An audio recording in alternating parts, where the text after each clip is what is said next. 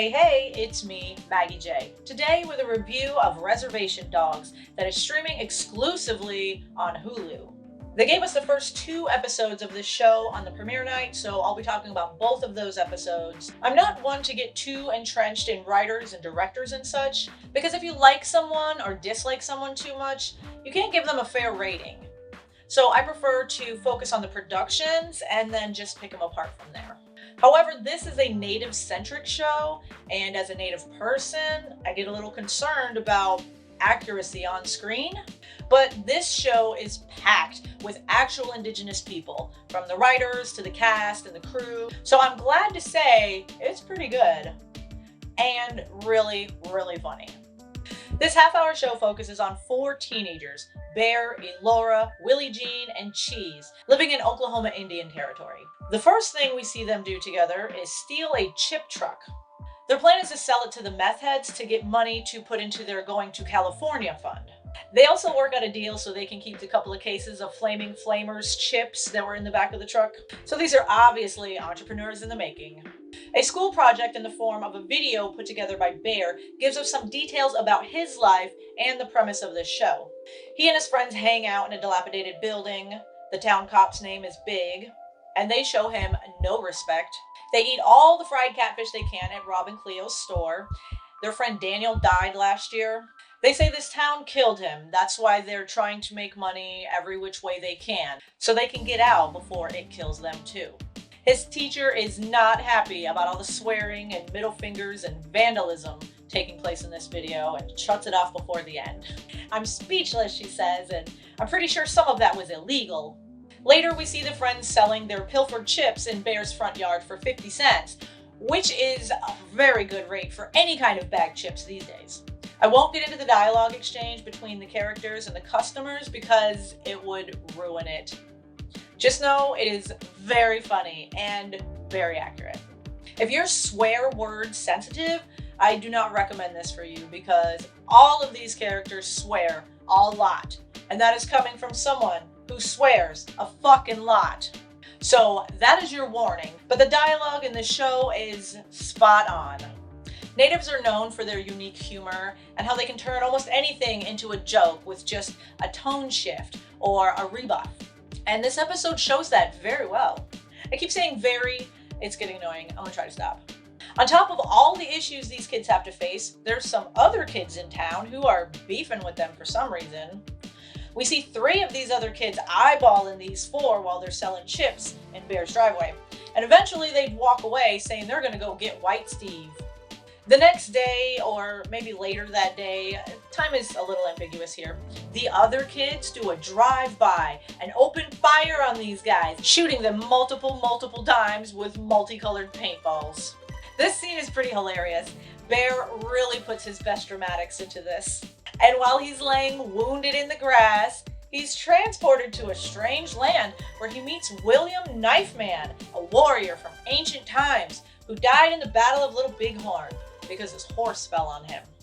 But you should really hear him tell that story because it's fucking hilarious. William goes on to tell Bear his fate is now to wander and find lost souls like him and remind them to keep their dignity and take care of their people. When Bear wakes up from this paintball garage, Mose and Miko roll up on their bicycles and explain that the ones with the paintball guns are a gang called the Indian Mafia. Their founder's auntie just moved into the neighborhood, bringing a blonde chick named Jackie who used to run a gang back in the city and has recruited some of their many cousins into their new mafia and are looking for the Reservation Bandits, aka these guys. Why? Because Miko told the Indian Bandits that these 4 were the baddest gang in town, and he just came up with the Reservation Bandits name on the spot. "Be careful, they seem serious," he says as they ride away, completely unaffected by this war that these brothers have gotten these kids into. At Rob and Cleo's, the Reservation Bandits order themselves some fried catfish, and while they're sitting at the table, the guy who they stole the truck from comes in and starts talking to the cashier. Turns out, since his truck was stolen, he lost his job. His wife left him because he has no job, and she took all his money. So now he's unemployed, alone, broke, and about to lose his foot to diabetes. Bear is visibly uncomfortable listening to how this man's life is unraveled due to their actions. Later, he asks the others if they feel bad about what they did to that truck driver, like ruining his life, and none of them seem to be bothered. Alora especially is not regretful, because this town is shit, and whatever it takes to get out of here is worth it. Daniel is brought up again as justification for their prerogative by both of them, so they part ways angry. We only have to stress this for the length of a commercial break though. When we return to the show, Alora heads to Bear's with her share of the truck money in hand, with an idea that they can give the money back to the meth heads and they'll give them part of the truck back.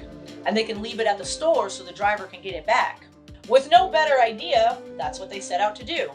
But you know how meth heads are with a take it apart project. That chip truck is already in 400 pieces, so there's no way of getting the truck back to the driver. The next scene is of them at the memorial that they put together for Daniel. They're all dressed in suits, Reservoir Dogs style. They smudge themselves and they leave little mementos for their friend. It's a really touching scene. As they're leaving the memorial, they see the Indian Mafia riding by, their trunk full of copper, which is a lick these guys usually hit, but they choose not to engage with these other gangsters. Continuing home, they run into Mose and Miko again, who update them on the gang situation. Indian Mafia has been telling everyone that they're at war with the Reservation Dogs, the new name Miko gave to our four because they didn't like the Reservation Bandits. Then the brothers are gone again, leaving these kids to decide between being run out of town by the Indian Mafia or choosing to stand their ground and fight back. Bear refuses to be run out of town, and Willie Jack is right behind him, leaving Alora and Cheese to make their own decisions. Of course they're gonna follow Bear, they're fucking Reservation Dogs, like the name of the episode. And then they hero walk into the cul-de-sac. And that's the end of the first episode. I think I'm gonna really like that these episodes are only a half hour long, because one thing I can already tell that this show lacks is explanations. Aside from the gossip shared by Miko and Mose, we know nothing about the Indian Mafia and why they're wanting to go to war with the dogs. But also, if not for the brothers, there wouldn't be any dogs and probably no gang war, so they are essential to the plot. But when I think about it, nobody on the reservation really tells you the whole story, ever, so this is very true to life. So many times I hear people complaining that brand new shows or first episodes are just a whole lot of telling rather than showing. Like the first episode is just exposition of the daily routine of the characters, and often a voiceover explains them and their motivations and what the premise of the show is. And this one is not like that at all. The language is pretty spot on though. I only traveled through Oklahoma once as a preteen, and I'm pretty much only familiar with Western New York reservation slang from the late 90s. But it's nice to know a lot of the words are universal. From the Appalachians to the plains and beyond, some native out there is saying "scotin'," "studis," talking about snagging, asking about your auntie, and adding various sounds and noises to their dialogue to keep it real sacred sounding. It's perfect. I liked that it opened up with a radio broadcast like smoke signals, and that the cop in this town, Big, kind of looks like an older version of Thomas, but I looked it up and it's not him. Alora's full name is Alora Dannon, like the baby in Willow, which is mentioned like 3 times in this episode, so I'm wondering if that will become a thing in the future, or if it's just meant to show the eccentricities of Kenny, the meth head chop shop guy.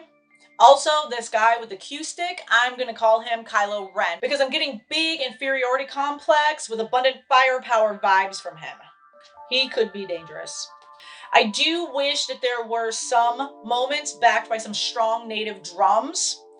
I'm not sure if everybody calls it powwow music or if there's a more official term, but I think some authentic sounds would have really put some more oomph into some of these scenes. Some people may have a concern that this television show is centered around a bunch of teenagers who are doing crimes to fund their escape from the reservation, which is probably not the message or the idea that you want to give a bunch of native kids. But twice in this episode, Bear is hesitant to stick to the plan, which gives me hope that this is not going to be an entire series dedicated to these kids taking advantage of the people in their community as a way to buy a ticket to what they think will be the promised land. Plus, he's got interference from William Knifeman, whose mission is to put him back on the path of dignity. So I don't think that Bear will be continuing on his career of criminality, which means he's going to become an asset for this community, and he's probably going to drag the rest of his friends along with him. P.S. I am loving hearing this reservation accent. If you don't know what I mean, listen back to the way that Willie Jean speaks versus Alora and Bear, and you'll immediately see what I'm talking about. Her vowel pronunciation and pacing are completely different. I don't know how they taught all the natives of all the reservations to talk like this, but it's the same all over the place. Anyway, on to episode 2. This one is called Indian Clinic.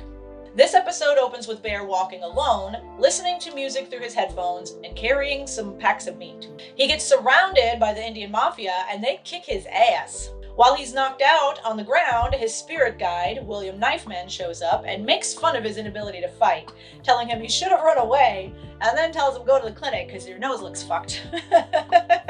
So the gang, or dogs I should say, spend the day in the clinic. Willie Jean made a couple of trays of meat pie, so she's going to sit out front and sell them. Bear's got his broken nose to deal with. Alora's stomach starts messing with her a little later on. And Cheese wants some candy off of a woman's desk and winds up getting an eye exam and a new grandma. It's quite the day. The receptionist or check-in person, I'm not sure what this position is called, but this woman is good at doing it.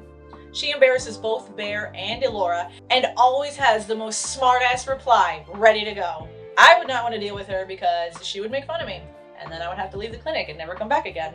Another employee here at the clinic is Bear's mother, Rita. She works in the back, administration or something.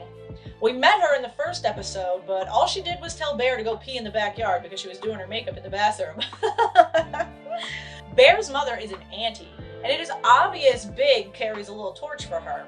Or he could carry a torch for every woman in town. We don't really know him.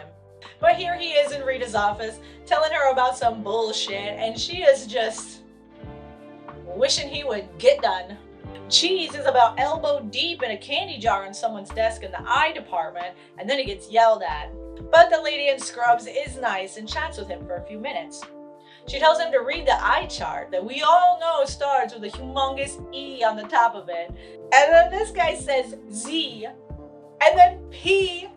And she's like, holy shit, we gotta get you an eye exam. They just need permission from a family member.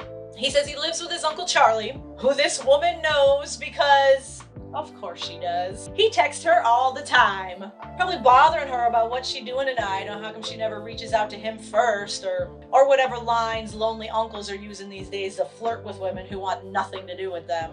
Outside, Alora's stomach starts to bother her, so she goes inside to be seen. She has to deal with the receptionist lady who's asked her if she tried to use the bathroom. Alora assures her it's not that. Before she walks away to wait for her turn to see the doctor, Alora tells her that they're selling meat pies out in the front, if anyone on the staff is interested. With perfect deadpan, the receptionist announces, "Hey y'all, this girl with stomach problems is selling meat pies out front. You want some?" Cheese gets his eyes dilated after a bit of an argument with the doctor about preventing diseases.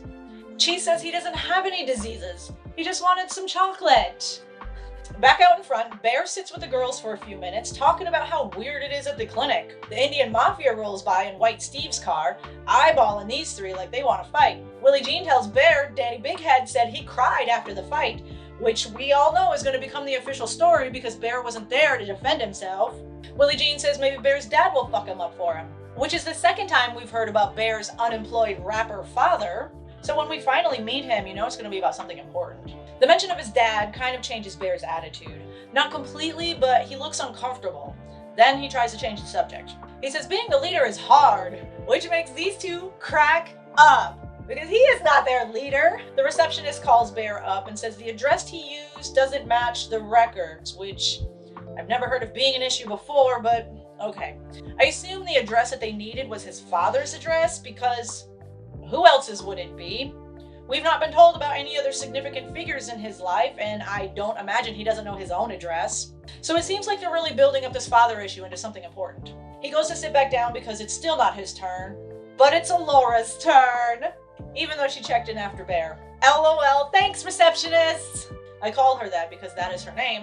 I looked it up on IMDb. Cheese is walking through the clinic and a woman calls out to him from inside a patient's room. "Grandson," she says, "come and see me." We know this is not his grandmother. He told the eye nurse earlier that she was dead. But I guess when a blind woman calls to you from a hospital bed and feels your face and still calls you grandson, you just go along with it. He actually does bring her a little piece though. He says that his mom misses her, and the old lady says, "Oh, I thought she still hated me." He sits with her and listens to her reminisce about her home on the ranch and how she misses it. This next scene is completely confusing for me, and even after watching this episode like 4 times, I still don't get what the point is. Bear is supposed to be waiting for his turn at the clinic, but he's suddenly in this workshop with a guy named Leon, who we later find out is Willie Jean's father. Bear asks him if he'll give him some fighting lessons. Leon tells him to stop blocking punches with your face, which is solid advice.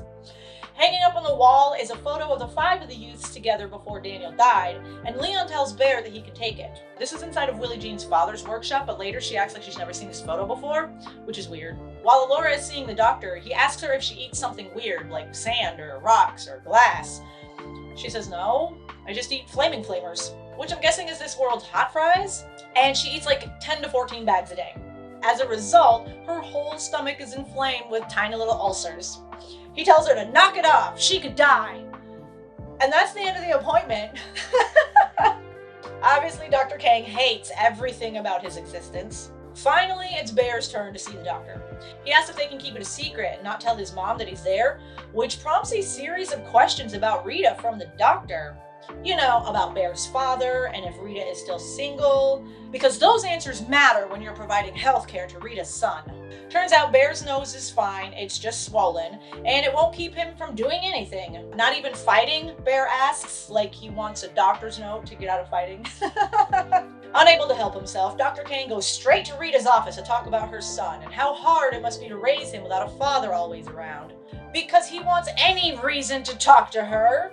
"Why are you talking about Bear? Did you see him?" she asks. And he says, "Oh yeah, his nose is going to be fine after that gang fight," which sends Rita running to the parking lot to find out what's going on with her baby boy. Meanwhile, in the parking lot, the Indian Mafia is leaning all over the dogs' car. I don't know who the car belongs to, I've not seen anybody drive it yet, but the 3 of them that are outside are heated. Cheese is still inside with his new grandma. Knowing they can't let this kind of disrespect go unchecked, they start yelling and ready themselves for a fight. Just as it's about to go down, Rita jumps in the middle and joins in the yelling. Big comes out of this store or whatever over here and tells them all to get, and the crowd goes their separate ways. Inside, Cheese has gotten the blind woman into a wheelchair and they're going out. Bear walks by and asks what he's doing. He says, "It's my grandma," and then wheels her out of the clinic, and they sit side by side in the parking lot, just enjoying each other's company. And that's the end of the episode. Nothing much happened except for character exposition and jokes. We learned a little bit more about these kids, but I've got so many more questions than I had at the end of the first episode, so I'm gonna want some answers pretty soon here. But I have a sneaky suspicion that this show is gonna break my heart pretty quickly here. And there are so many possibilities of how. Like the reason why Bear's father doesn't come around. Why Alora is so eager to get out of this town. What happened to Cheese's parents? What happened to Daniel?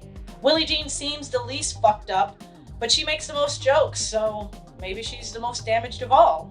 There's a lot of pain here being masked with hard attitudes and tons of jokes. And once these kids start having to get serious, I'm gonna be bawling my eyes out. Overall, I give episode 1 4 out of 5 stars. I give episode 2 3 out of 5 stars. Episode 1 was an excellent introduction to this world and these characters. It left me with plenty of questions about what the rest of this season could hold. Episode 2 was fun, but nothing happened. And there's only 6 episodes in this season, so am I going to get the answers to enough of these questions in the next 2 hours? I guess we'll find out in a couple of weeks. But that is all that I have to say about that. Thank you so much for watching. Please like, share, and subscribe and whatnot. I'll have new episodes up eventually, so I hope you check back soon. Y'all stay safe out there.